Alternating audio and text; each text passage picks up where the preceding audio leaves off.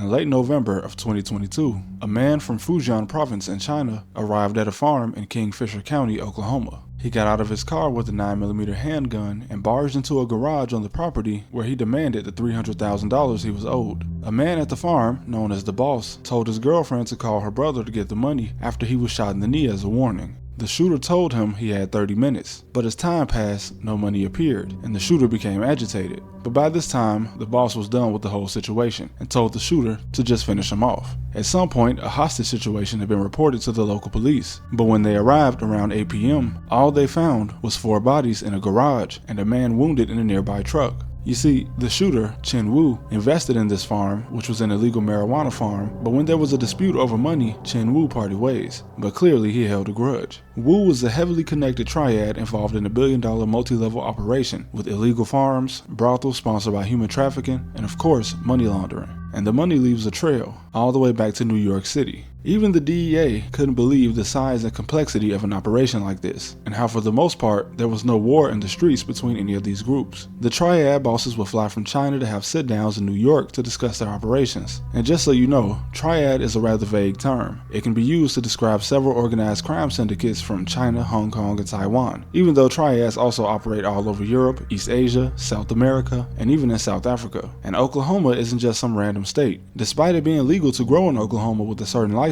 the illegal growing market generates at least $8 billion a year, with 75% of the criminal groups running them being of Chinese origin, although some sources put this number at 80%. Illegal Chinese criminal groups continue to dominate the industry in Oklahoma. They make up nearly 75% of the industry in Oklahoma. From business meetings in New York City, they dominate the entire black market in certain states.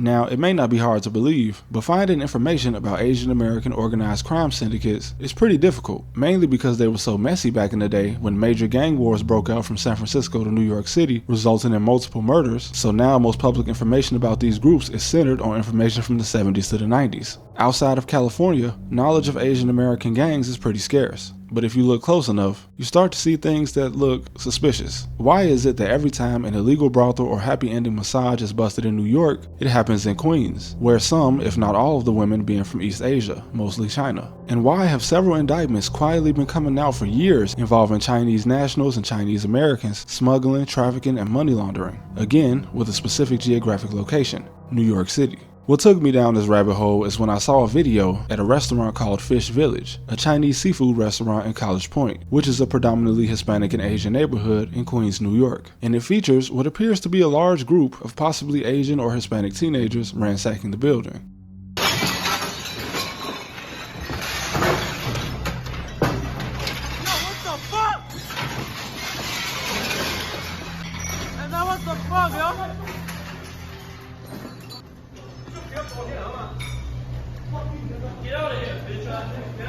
But the video went viral on WeChat, which is the most popular social media app in China. Now, these kids did $20,000 in damage to the restaurant, and officially, the NYPD has no clue what the motive for this would have been. It is strange that these kids would just do this to a seafood restaurant. We've seen plenty of times how groups of kids have ransacked gas stations and so on, but they usually steal something. These kids just tore up a restaurant, acting as if they just accomplished a mission. Was this a result of some sort of extortion? Was the restaurant owner behind on protection money? Or was this just a random attack?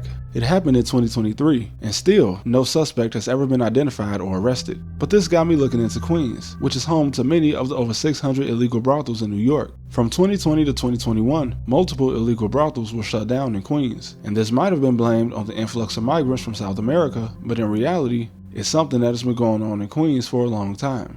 In 2024, a group of 9 men were indicted by the FBI for running a trafficking ring, as well as robbery and multiple assaults. For years, women have been imported from China through criminal networks, either being sent across the border from Mexico or flown in illegally and having their passports taken, much like the kafala system in the Middle East that traps migrant workers. And it was the duty of a man named Yuan Yuan to confiscate the passports. And he also acted as the muscle, attacking groups of sex workers who were employed by rivals. And many of the women in this organization, and others, are smuggled into the city by a group known as Snakehead, which is a Chinese gang from Fujian province that has even been known to ally with Cosa Nostra. This is Sicilian Mafia. And this is another group operating in the background that makes the news for an arrest every now and then, but for the most part, people have never heard of them. In the early 2010s, confidential informants and undercover officers in New York City led to the arrest of 35 people associated with the Snakehead gang. These men were accused of smuggling people from China to the United States, where they would be placed in hotels in Queens and Manhattan before being picked up to carry out various jobs. The group was involved in the drug trade, fraud, stealing cargo from shipping containers, and they even planned a home invasion in the presence of an undercover officer and a confidential informant. The owner of the house they planned to rob was a restaurant owner in New York, and they'd been watching him apparently because they knew what he was taking home and expected to get around $70,000. But the men planning it were arrested shortly after. This was just one of the multiple planned home invasions that year, all involving restaurant owners. And this is why I suspect that the video of the teens in College Point had something to do with the restaurant owner.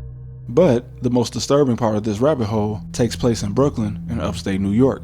Within 1 year, from 2013 to 2014, 2 different families from the same province in China, Fujian, were executed. The Zhou family in Brooklyn and the Chen family in Guilderland, just outside of Albany, New York. And not only did people notice the similarities between these 2 events, but authorities have even traced both back to human trafficking, including the father in one family being sort of a money man, and the other, which is the perpetrator, being $70,000 in debt to the Snakehead gang. At 16 years old, Ming Dong Chin was, according to multiple sources, including the New York Times and the South China Morning Post, smuggled into the US from Fujian by snakeheads. And this put him $70,000 in debt to them, a debt he had to pay off by working at Chinese takeout restaurants. But it also appears that the Snakehead gang had connections in immigration because it was reported that Chen was able to apply for asylum in the US with the help of a fake testimonial that a Chinatown immigration agency helped him draft. Either way, the Snakehead smuggled him in because he was easy money. But unfortunately, after moving into his cousin's apartment in Brooklyn, while his cousin was out working in a restaurant, Chen would be left at the house with his cousin's 4 children and their mother, where he would commit a quintuple homicide, with the motive still not being known to this day. According to the Lin Sing Association, a Chinese-American organization that provides assistance to Chinese immigrants, they believe Chen was jealous of his cousin because he was more successful than him. And even the former NYPD chief says this is what Chen told him in his confession. But the next year, in upstate New York, Jin Chen and his entire family were murdered. And this case is still unsolved 11 years later. It was the first quadruple homicide in the history of New York's capital region, but once the investigation began, local authorities alleged that Jin Chen handled large amounts of under-the-table money that flowed through undocumented workers at a Chinese restaurant. Now, Sing Tao, which is one of the oldest news outlets in Hong Kong, stated that Jin was murdered after leaving a high-stakes gambling party, and that the shooter also finished the job at Jin's house before stealing a large amount of money. Which is interesting, because despite authorities claiming that he handled a lot of off-the-book cash, I haven't seen any reports of cash being found at the scene, and it's alleged that Jin also ran his own gambling operation. But both of these claims have been denied by his brother. But again, this case was also somehow tied to the snakeheads, as they seem to have a monopoly on smuggling people from China. A local Chinese pastor who didn't want his name released stated that the snakeheads were most likely responsible for the undocumented workers at Jin's restaurant. And authorities also state that Jin served as sort of a banker and manager when it came to these funds from smuggling and the indentured servitude that the workers would be placed in once they arrived in the US. Now, although the snakeheads are not behind any of these murders, their association with the 14K triads and large money operations certainly created the opportunity for situations like this to occur. And this is a great demonstration of why operations like this are hard to uncover. Because instead of gang politics, it's like the mafia, but more ruthless and corporate. And by corporate, I mean literally, because there have been biotech executives, actual executives at a big company in China involved in the US drug trade. Like the Italian mob, these guys are now embedded into local government, big business, and possibly even international relations. Kinda like the Russian mafia, which I would love to do a video on, but again, these guys are really good at their job, so it's very hard to find information on them. But obviously, as far as New York, I just scratched the surface. But I thank you guys for watching as always. I appreciate your support, and I'll see you again next time.